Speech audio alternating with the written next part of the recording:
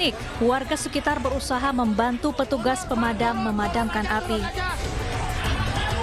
Sebuah villa di Cipanas, Cianjur, Jawa Barat terbakar Jumat malam.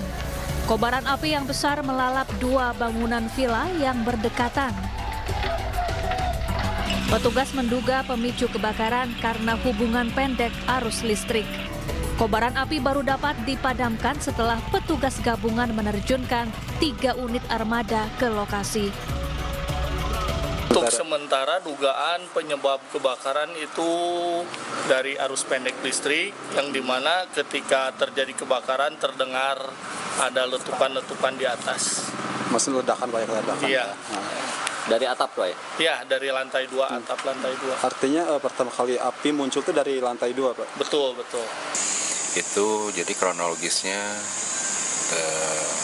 tiba-tiba api menyala. Dua bungalow yang terbakar. Masing-masing bungalow itu ada 3 kamar, jadi ada 6 kamar. Sebelumnya ada isi, tapi pada orang-orang yang dalamnya itu lagi pada di luar. Jadi alhamdulillah tidak ada korban jiwa. Tidak ada korban jiwa maupun luka dalam kejadian ini. Pengelola villa tengah mendata kerugian yang ditaksir mencapai miliaran rupiah. Dari Cianjur, Jawa Barat, Muhammad Andi Ihsan, iNews melaporkan. Kaboki sekarang. Sukorjo ke Siman. Kaboki lur. Asap tebal membumbung tinggi saat terjadi kebakaran di PT Kaboki, Desa Lecari, Kecamatan Sukorejo, Kabupaten Pasuruan, Jawa Timur hari ini. Banyaknya barang mudah terbakar seperti kain-kain untuk bahan material tas, membuat api cepat menghanguskan 2 gudang beserta isinya dan 2 unit mobil minibus. Datangnya ke sini. Tahu-tahu? Tapi ada informasi kalau di sini ada kebakaran, saya baru ke sini, tahu-taunya udah besar. Api dapat dipadamkan setelah didatangkan 4 unit mobil 3 jam kemudian. Total kerugian akibat kebakaran mencapai 1 miliar rupiah.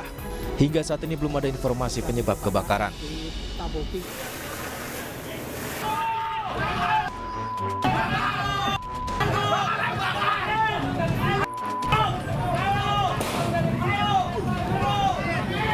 Dari rekaman video amatir milik warga, terlihat seorang pelaku pencurian sepeda motor mengacungkan senjata api ke arah warga di Kota Bekasi, Jawa Barat.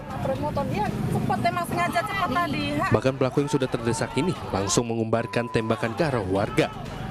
Warga yang takut lantaran pelaku membawa pistol langsung menghindar dan melempari pelaku dengan batu. Pelaku pun akhirnya tertangkap dan menjadi bulan-bulanan warga. Beruntung petugas Babinsa setempat datang ke lokasi dan mengamankan pelaku dari amukan massa.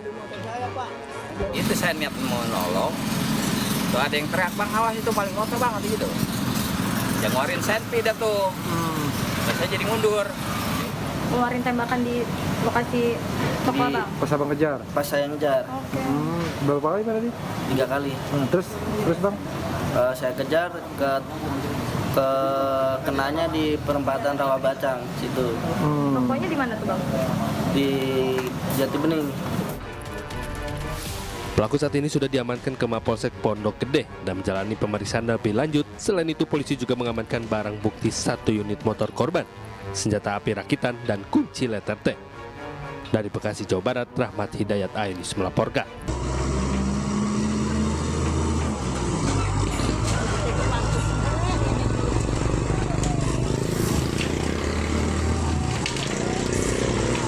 Aksi tega anak robohkan rumah ibu kandung ini terekam dalam video amatir milik warga.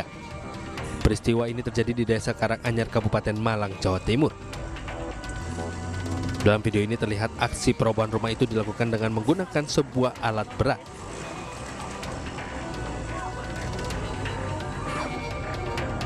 Meski menghebohkan warga sekitar, namun para warga tak mampu berbuat banyak karena aksi ini berkaitan dengan persoalan harta gono gini yang melibatkan ibu dengan anak kandung sendiri. Hampir sebagian besar bangunan rumah ini roboh dengan tanah. Sang anak atas nama Khairul Ramdan ini meminta bagian harta gono gini rumah dengan nilai uang sebesar 100 juta rupiah. Namun keinginan anak ini hanya mampu disanggupi Sugiyati yang merupakan ibu kandung Khairul Ramdani sebesar 25 juta rupiah. karena tak mampu memberikan nilai uang sesuai yang diminta. Seminggu kemudian sang anak tiba-tiba membawa alat berat dan merobohkan rumah ibu kandung. Tiba-tiba papa bulldozer ke sini. Nah, gitu. Tidak ada pemberitahuan awal kalau nanti saya akan bawa bulldozer atau seperti apa gitu Pak? Tidak ada. Secara tiba-tiba ya itu? Secara tiba-tiba. Saat melakukan perubahan rumah ini Pak dengan bulldozer itu, anak ini bawa mengemudikan sendiri atau pakai operator lain Pak? Pakai operator lain. Tiba-tiba minta gonogini ya? Alasannya apa, untuk apa Pak? Kemudian kok tiba-tiba minta gonogini, sedangkan ini kan rumah ibunya yang ditinggal satu-satunya lah, rumah satu-satunya. Kenapa tiba-tiba minta gonogini? Cuma itu, cuma minta gonogini. Alasannya apa? Tidak ada alasan apa, cuma minta gonogini saja. Katanya alasan sama ibunya akan bikin rumah di Gondalegi, dia Pagelaran. Sementara itu saat ini kondisi sang ibu masih shock dan tinggal di rumah saudaranya. Dari Malang, Jawa Timur, Saif Hajrani, iNews melaporkan. Lewat tuh posisi jaringan aman. Air bah dan longsor yang membawa material bebatuan menutup badan jalan lintas kawasan pegunungan Tangsel dan Gempang di Kabupaten Pidi, Aceh, Jumat sore. Akibatnya terjadi kemacetan kendaraan dari dua arah hingga lalu lintas Berenuen Tangsel lumpuh total. Guna membuka akses jalan, satu unit alat berat dikerahkan ke lokasi. Diketahui lokasi itu menjadi langganan longsor pasca hujan turun. Sementara itu satu unit dump truck milik warga terbawa arus sungai di Desa Lampoh Lada, Kecamatan Meredu. Sebelumnya pemilik truk pergi ke sungai untuk mencuci kendaraan itu. Namun tiba-tiba air sungai menjadi deras dan semakin tinggi hingga kendaraan miliknya terseret arus. Beruntung sang sopir berhasil menyelamatkan diri. Dari Pidi Jaya, Aceh, Jamal Pangwa, iNews melaporkan. Memasuki hari ke-7 pasca banjir bandang dan longsor di Kabupaten Tanah Datar, Sumatera Barat, tim SAR gabungan masih melakukan pencarian korban hilang. Tim SAR menyisir bantaran sungai, mulai dari Nagari Parambahan hingga ke Kecamatan Tanjung Emas. Pencarian diperluas hingga Sijunjung yang lokasinya berbatasan dengan Kuantan, Singingi, Riau. Pencarian korban hilang akan terus dilakukan hingga masa tanggap darurat berakhir, yaitu pada 25 Mei mendatang. Sementara itu, tim DVI telah berhasil mengidentifikasi 2 korban jiwa yang ditemukan di Sijunjung dan merupakan warga Tanah Datar. Saat ini korban meninggal itu berjumlah ada penambahan 2 orang, jadi berjumlah 31, dan yang kita masih cari itu 11, yang belum teridentifikasi itu ada 3. Penambahan itu dari mana Pak? Yang teridentifikasi tadi pagi. Dari Sijunjung? Yang dari Sijunjung ada 2 orang. Identifikasi pagi tadi sehingga ada penjumlahan korban, perubahan jumlah menjadi 31 jiwa. Viral, sebuah angkutan umum yang membawa rombongan pelajar SMP terguling di Jalan Layang Ciroyom, Kota Bandung, Jawa Barat. Beruntung tidak ada korban jiwa dalam kejadian tersebut.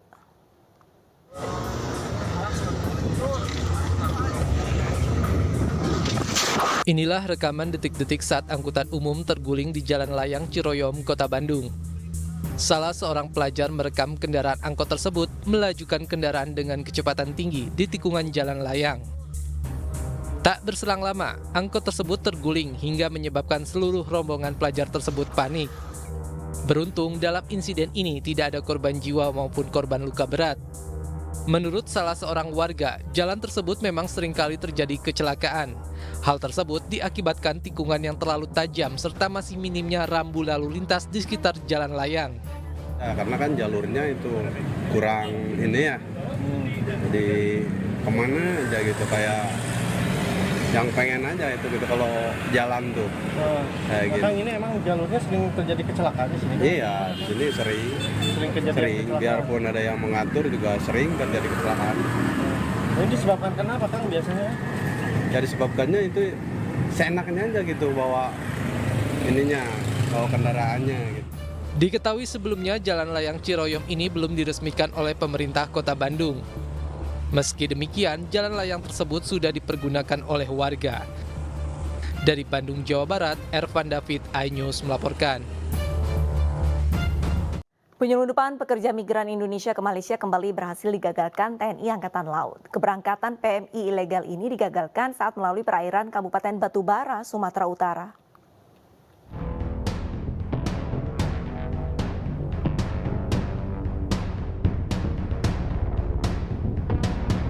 TNI Angkatan Laut kembali menggagalkan penyelundupan puluhan PMI non-prosedural ke Malaysia pada Kamis malam. Berawal dari tim First Fleet Quick Response, Pangkalan TNI AL Tanjung Balai Asahan mendapat informasi adanya keberangkatan PMI ilegal di Kuala Tanjung. Ketika petugas mengeskalasi laporan, ditemukan sebuah kapal nelayan yang mencurigakan di perairan Kabupaten Batubara, Sumatera Utara. Pasalnya perahu ini tidak membawa alat tangkap dan hanya ditumpangi 2 awak kapal. Ketika diperiksa lebih lanjut, sebuah sampan mengikuti kapal ini dan membawa 23 PMI non-prosedural. Atas penemuan ini, selanjutnya 2 awak kapal dan 23 PMI non-prosedural dibawa ke Pos Angkatan Laut Kuala Tanjung dan akan dibawa ke Makolanal untuk pendataan serta pemeriksaan lebih lanjut.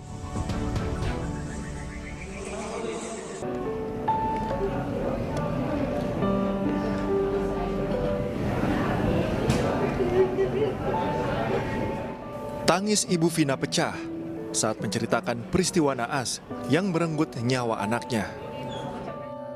8 tahun sudah anaknya meninggal dunia.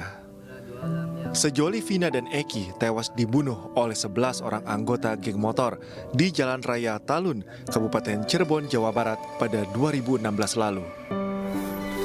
8 pelaku telah ditangkap, 7 orang divonis penjara seumur hidup, sementara 1 orang dipenjara selama 8 tahun. Dan kini telah bebas. Namun hingga kini 3 orang lainnya masih buron. Jejak 3 pelaku pembunuhan yang masih buron pun terus ditelusuri. Polisi telah memasukkan ketiganya ke dalam daftar pencarian orang.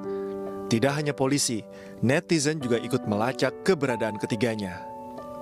Dugaan sementara, salah satu pelaku berada di Jakarta.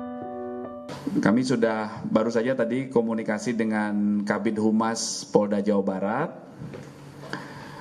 tentang informasi dari teman-teman media ini. Jadi pada prinsipnya Polda Metro Jaya siap membantu mencari apabila mencari tersangka berdasarkan DPO yang diterima oleh Polda Metro Jaya. Ya, jadi ketika Polda Metro Jaya, Polres Jajaran menerima surat permohonan bantuan pencarian tersangka dengan dasar DPO dari Polda lain, dari Polres lain di luar wilayah hukum Polres, di luar wilayah hukum Polda Metro Metro Jaya siap membantu, ya, siap membantu mencari ataupun menangkap tersangka sesuai yang disampaikan di DPO tersebut. Sementara itu hingga kini keluarga Vina dan Eki terus meminta keadilan atas kematian keduanya. Semua cara dikerahkan untuk melacak jejak pelaku yang belum ditangkap.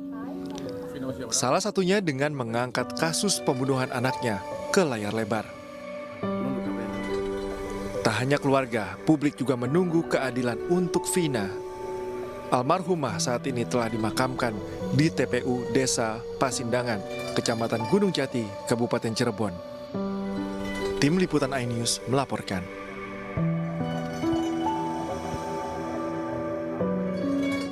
Upaya menangkap 3 pelaku pembunuhan Vina dan Eki terus dilakukan keluarga. Tidak hanya bekerja sama dengan polisi, mereka juga meminta bantuan netizen. Bahkan bekerja sama dengan sutradara film untuk mengangkatnya ke layar lebar. Dalam konferensi pers yang digelar bersama kuasa hukumnya, keluarga Vina mengaku mendapatkan informasi kematian Vina dari salah satu tersangka. Bahkan kematian Vina dan Eki awalnya dinyatakan sebagai kematian tunggal. Namun sejumlah kejanggalan terus-menerus ditemukan keluarga hingga akhirnya terungkap bahwa Vina dan Eki meninggal dibunuh oleh 11 anggota geng motor. Yang kasih tahu siapa?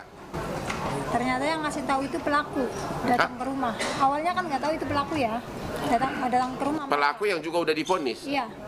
Dia bilang apa? Dia bilang Vina kecelakaan.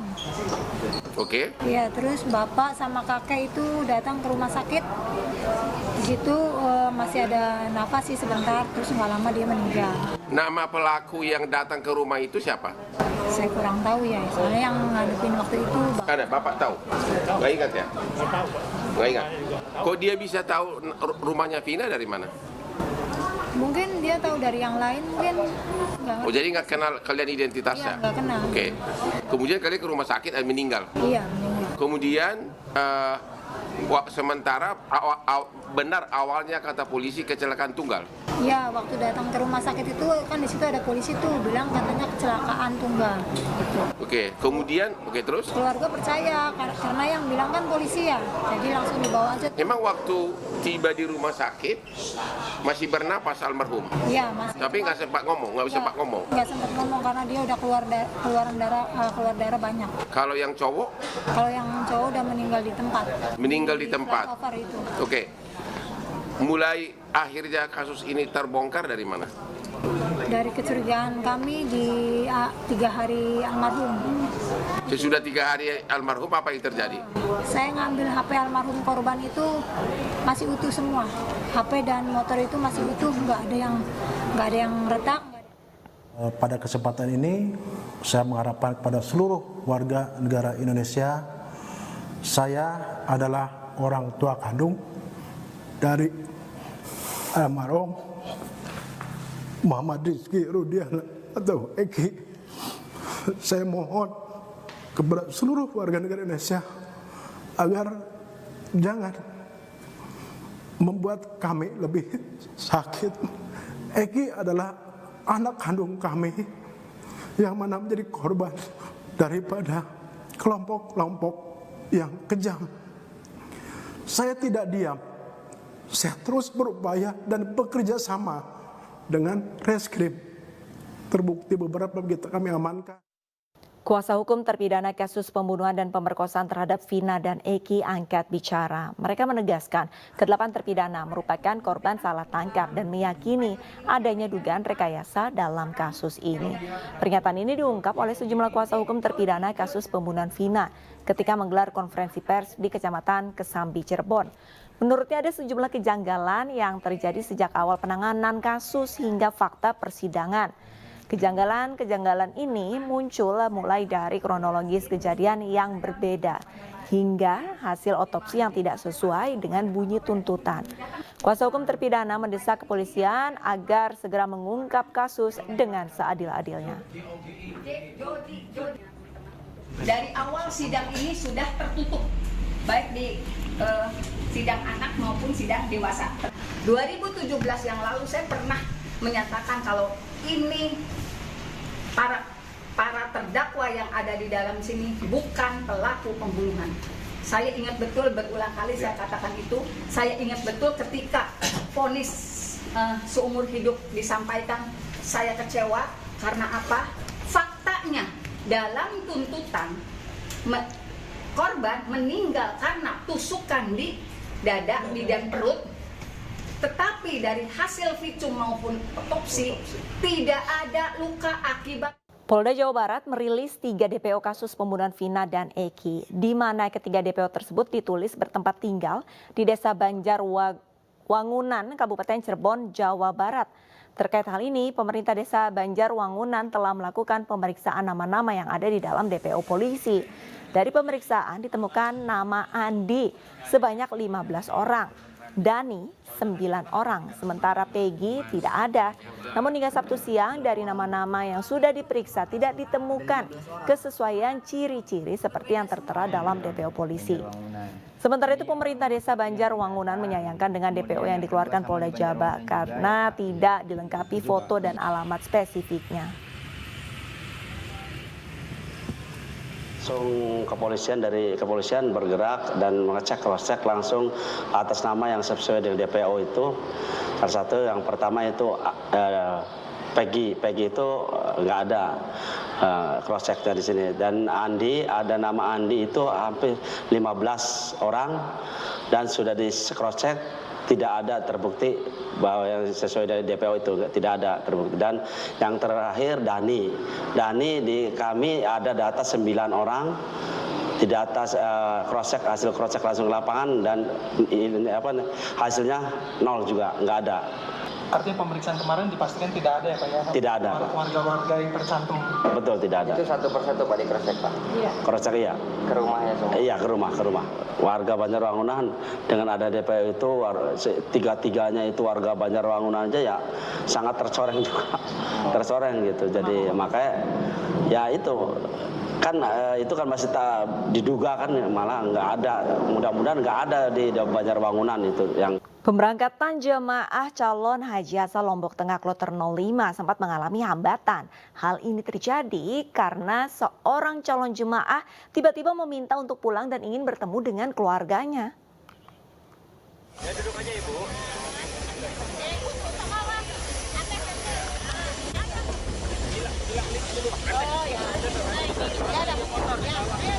Secara tiba-tiba salah satu jemaah wanita yang merupakan lansia turun dari kursi roda dan meminta pulang.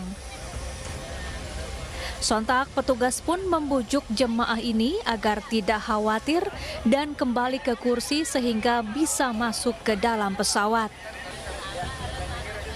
Jemaah ini tergabung dalam Kloter 5 embarkasi Lombok. Diduga jemaah yang berasal dari Kopang, Lombok Tengah ini takut karena tidak memiliki kerabat yang ia kenal. Kondisi ini sempat menghambat jemaah lain yang hendak menaiki pesawat. Tak berselang lama terdapat jemaah lainnya yang berasal dari daerah yang sama dan membujuk jemaah lansia ini. Akhirnya jemaah ini pun berhasil naik ke dalam pesawat dan melanjutkan penerbangan ke Arab Saudi.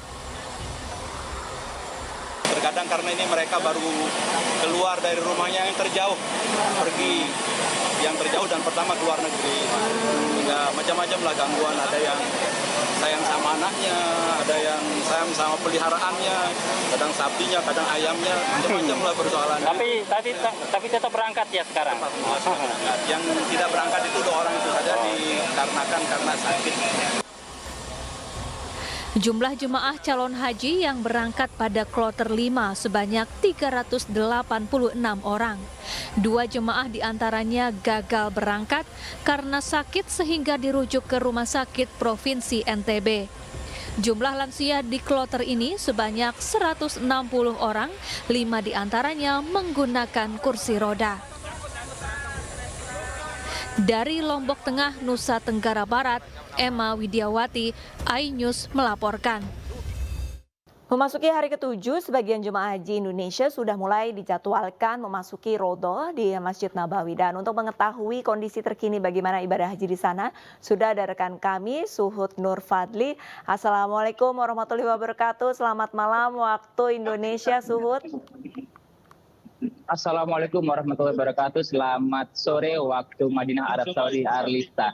Baik, Suhud, bisa dipaparkan ini bagaimana panitia ataupun petugas di sana untuk mengatur para jamaah nih masuk ke Rodo di Masjid Nabawi? Iya, Arlista, dapat saya laporkan saat ini saya sedang berdiri di depan pintu 1 Masjid Nabawi atau yang dikenal dengan pintu Babu Salam.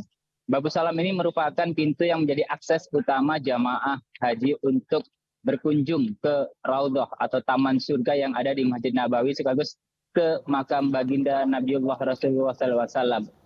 Untuk mengantisipasi kepadatan sejak awal kedatangan, Panitia Penyelenggara Haji Republik Indonesia Daerah Kerja Madinah sudah mengatur antrian jamaah haji untuk masuk ke Raudhah dengan dibedakan berdasarkan kloternya sehingga tidak berdesak-desakan dan tidak berebutan dengan jamaah dari negara lainnya. Adapun antrian jemaah wanita dan jemaah pria dibedakan berdasarkan waktu yang disesuaikan untuk menghindari terjadinya kerumunan di saat menjelang masuk ke Raudhah, Arlista. Selain itu dapat saya laporkan bahwasanya per hari ini Arlista sebanyak 124 kloter jamaah haji Indonesia sudah mendarat di Bandara Amir Muhammad bin Abdul Aziz Madinah dengan jumlah jamaah haji mencapai 48.210 jamaah haji. Selanjutnya jamaah haji Indonesia yang berada di Madinah ini akan tinggal selama 9 hari sebelum nantinya pada 20 Mei sampai dengan 1 Juni mendatang akan dijadwalkan untuk berangkat ke Makkah Al-Mukarramah guna menjalankan umrah wajib dan rangkaian ritual ibadah haji lainnya. Maksud kami sementara itu pada 24 Mei sampai dengan 10 Juni mendatang jemaah haji gelombang 2 akan mulai diberangkatkan dari tanah air menuju ke Jeddah untuk selanjutnya langsung ke kota Makkah Al-Mukarramah. Baik, terima kasih banyak informasinya Sutur Fadli. Jangan lupa tetap jaga kesehatan dan selamat menunaikan ibadah haji. Wassalamualaikum warahmatullahi wabarakatuh. Pemirsa, kabar duka datang dari dunia pers. Akademisi wartawan senior, tokoh pers, dan perfilman nasional Profesor Salim Said meninggal dunia. Profesor Salim Said menghembuskan nafas terakhir di Rumah Sakit Dr. Cipto Mangunkusumo pukul 19:33 waktu Indonesia Barat tadi. Jenazah akan dibawa ke rumah duka di Geria Wartawan PWI Cipinang, Jakarta Timur. Rencananya jenazah akan dimakamkan di TPU Tanah Kusir, Jakarta Selatan pada Minggu siang.